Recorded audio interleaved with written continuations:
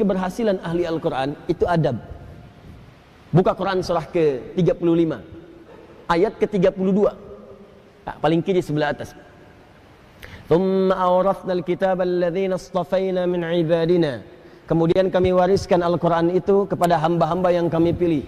Awas, ada yang rajin baca, one day one juz, one day one ayah, kan?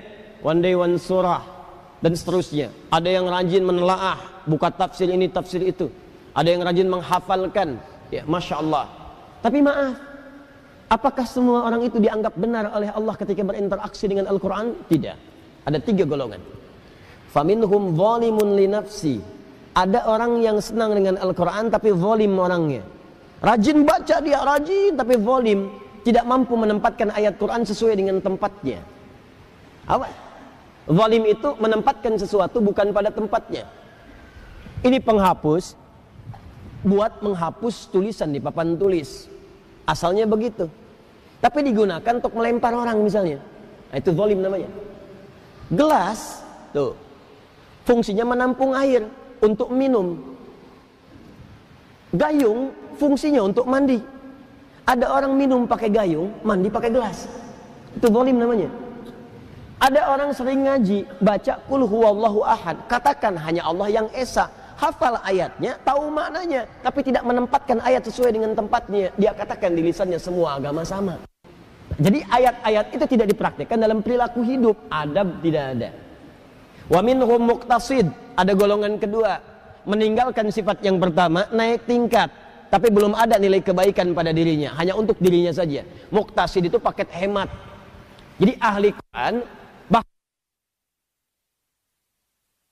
kalau perilakunya nampak kegiatan sehari-hari sering mojok di masjid misalnya, atau dekat tiang-tiang nyandar, baca ngulang-ngulang hafalan. Tapi kalau diminta, Mas bisa ngimamin, yang lain saja. Nah, itu paket hemat kata Quran. Hemat untuk dirinya, belum bisa diberikan pada yang lain. Yang ketiga, wa minhum sabiqum bil khairati biidznillah. Ada ahli Quran, kesuksesan interaksinya dengan Al-Quran dibuktikan dengan menampakkan perilaku baik dalam kehidupan. Sabiqum bil khairat, kalau bisa nomor 1 dia mengerjakan kebaikan. Jadi ciri orang yang berhasil dengan Qurannya, kata Allah, adalah ada. Jadi jangan bangga kalau anak Anda hafal 30 juz tapi nggak merubah perilakunya.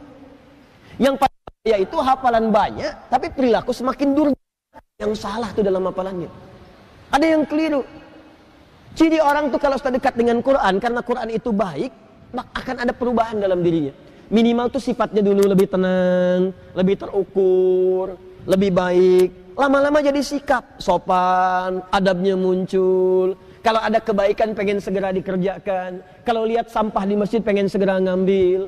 Kalau lihat ini belum nyala pengen segera nyalakan. Kalau lihat saf kosong pengen ngejar safnya. Itu dorongan kebaikannya cepat sekali.